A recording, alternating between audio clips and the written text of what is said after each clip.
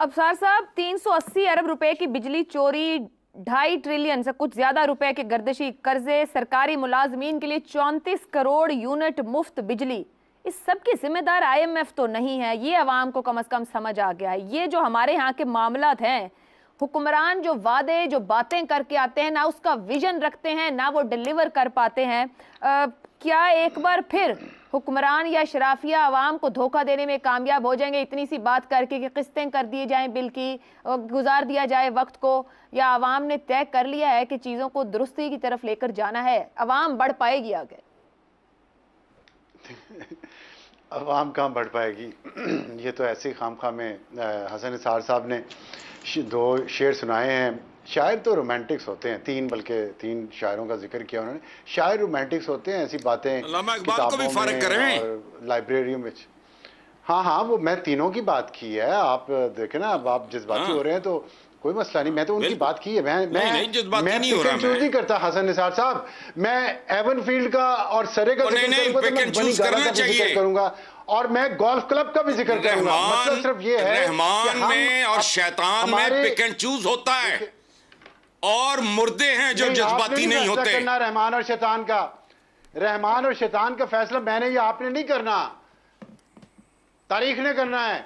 चलो, अवाम कर रहे हैं, जालिम चीज है, वो अवाम कर रहे हैं, वो किसी को नहीं छोड़ती। आज देख रहे हैं ना, आवाम सब कुछ देख रहे हैं कि हम हमारी जो पसंद है, हमारी मर्जी का जो पसंदीदा हीरो है ना, उसको तो पकड़ के मैं दुरे लगाऊं नंगा करके डी चौक पे, लेकिन जो मेरा लाडला है कोई पत्थर से ना मारे उस दीवाने को। ऐसे नहीं चलता। इसलिए इनका नहीं आते इस बड़े सगीर में कि हमारा जो दानिश्वर तबका है ना, हमारा दानिश्वर तबका जो है वो पहले फैसला कर ले कि उसने क्या करना है। क्या उसने दानिशवराना ईमानदारी दिखानी है कि नहीं दिखानी? अगर नहीं दिखानी तो फिर यही होगा। आवाम भी ऐसे ही है। बस ठीक है, मैं गलत, मेरी राय है। तो अभी साल पूरा नहीं हुआ था। You are most welcome. I respect your opinion and you should respect my opinion. 1 साल भी नहीं हुआ था पीटीआई की गवर्नमेंट को जब मैंने डांग उठाई थी इन पे। गलत कह रहे हैं आप। चले डांग, उस पे जावेद चौधरी से लेके रऊफ क्लासरा तक ने कॉलम लिखे थे। मैं आपकी बात नहीं कर रहा, मैं जनरल हमारा मामला किसी एक के दौर तक तो महदूद ही नहीं, दहाइयां गुजर गई इस बिजली बहरान को और बिजली के मसाइल को। सुने आयशा, देखिए हम सवाल से हट गए हैं, लेकिन अब मैं बात पूरी करूंगा। बात यह है कि जब आप एक सांप को दूध पिलाते हैं 11 साल और फिर उसको डांग उठाते हैं ना, तो वो सांप का काबू नहीं आता। फिर कर ले काबू। फिर आपने 11 साल जो इस मुल्क के साथ किया है। अब आयशा ये ना मुझे कहिएगा 75 साल में क्या हुआ। फिर 75 साल की बात करनी है तो 1500 साल तक पीछे जाएं। फिर हम मैं 75 डेढ़ नहीं जा रही सर, 2-3 दहाइयां पीछे जा सकती हूँ। जब 90 की दहाई से बिजली का बहरान और IPPs का मामला शुरू हुआ सर, वहां तक तो जाना पड़ेगा। किसी को तो चीजें दुरुस्त करनी है, बस अवाम ने सबको परख लिया। शुरू कर लेना तो पिछली 1 दहाई से शुरू कर लें। सर कोई विजन होगा तो कोई शुरू करेगा ना। शुरू होने का तो चांस आज भी नहीं है। और विजन बात तो करने दें, अल्लाह की बंदी, बात तो कर लेने दें। या तो आप बोल लेंगे, मैं बोल लेता हूँ, दोनों बोलेंगे तो कोई समझ नहीं आएगी किसी को। तो बात यह है कि यहाँ पे एनार्की कब नहीं थी, मुझे बताएं। तारीख उठा के देख लें। अशरफ जिसको आप अशराफिया कहते हैं, अशरफ से निकला है। अशरफ तो बेहतर होता है, ये बेहतर तो नहीं, ये तो माफिया है और सदियों से है इस खित्ता ज़मीन पे। यहाँ पे कोई ये एनार्की जिसको आप एनार्की कह रही हैं, जो एहतजाज हो रहा है, लोग बाहर निकले, कुछ नहीं होना, बेफिक्र हो जाएं। ये एनार्की ऐसे चलती रहती है। या माफिया मौज करेगा। जितनी लॉलेसनेस होगी, जिसके पास ज्यादा ताकत है, जिसके पास बड़ी बंदूक है, वो उसका राज चलता रहेगा और कुछ नहीं होना है। या ऐसे ही होना है, क्योंकि हमारी नीयतें खराब हैं। हम सबकी नीयतें खराब हैं, इसलिए इस मुल्क ने आगे नहीं बढ़ना। सीधी सी बात है, कोई हल नहीं है। ठीक है, कोई हल है? नीयत ठीक कर ले और स्टार्ट ले इस तरफ से कि आज से हम स्टार्ट करते हैं ईमानदारी से।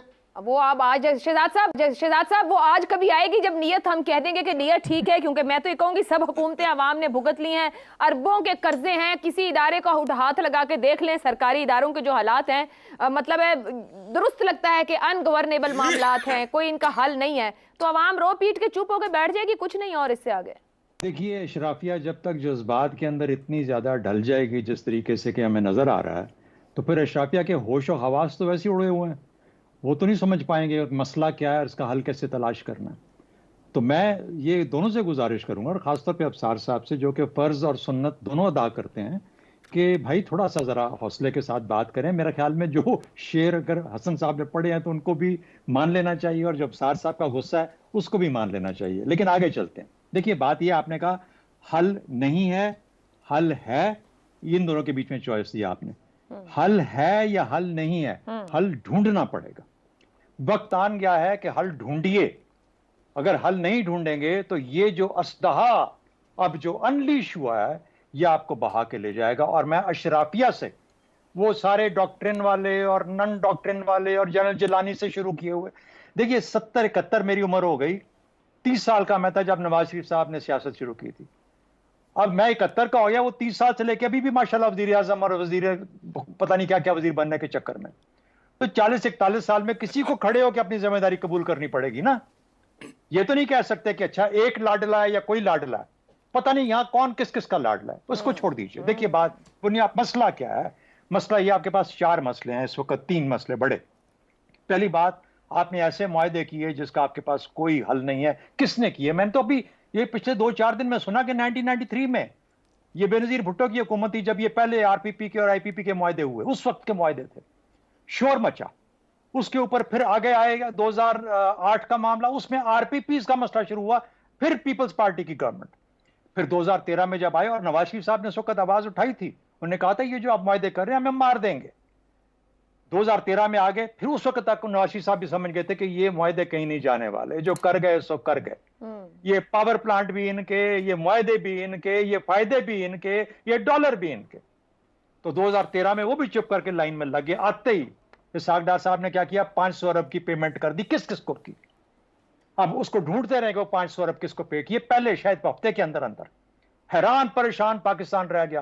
500 अरब की यकमुश्त पेमेंट, और उसके बावजूद 5 साल के बाद जाते हुए 1100 अरब का सर्कुलर डेट छोड़ गया हमारे सरों के ऊपर। तो पूछे भाई वो सर्कुलर डेट कहां से आया? जब एक तो खत्म हो गया था तो कहां से आया? इमरान खान की हुकूमत खत्म हुई, 1100 से 2100 पे चला गया। आज हम 2600 से 2300 की बात कर रहे हैं, अरब की 2300 अरब की बात कर रहे हैं। तो ये तमाम का तमाम अशराफिया उसके हिस्से। 3 चीजें हैं जी। देखें, आपको मायदों को रिव्यू करना पड़ेगा, क्या तरीके हो सकते हैं। मैं नहीं कहता कि क्या मुनासिब है, ये सोचने समझने वाले जो बैठे हैं ना, ये है भाई केयर टेकर है, you damn well do it, that is why you are there. If you can't do it, हट जाओ वहां से। उसके लिए उसको क्या करना है, उसको कोई ना कोई देखना है, रिव्यू करना है। उसे कहना है एनर्जी इमरजेंसी लगा रहा हूं, मैं नेशनलाइज कर रहा हूं तुम्हारी पावर प्लांट्स को। आए उस IMF से बात करे, उससे बात करे, कोई क्रिएटिव वेल्थ फंड क्रिएट करे, कहे इस वेल्थ फंड से जितना पैसा आएगा उनसे बात करे, इन सबको मिला के कि मैं अगले 30-40 साल में आपके पेमेंट कर सकूंगा। मैं भी नहीं कर सकता, मेरी अवाम मर गई है और मुझे मार देगी। उसके बाद इनको यह देखना है कि चोरी किधर होती है। आपको पता है पेशावर के फीडर ऐसे हैं 90% चोरी होती है, सिर्फ 10% रिकवरी। सबसे ज्यादा लॉस ही पैसों का है।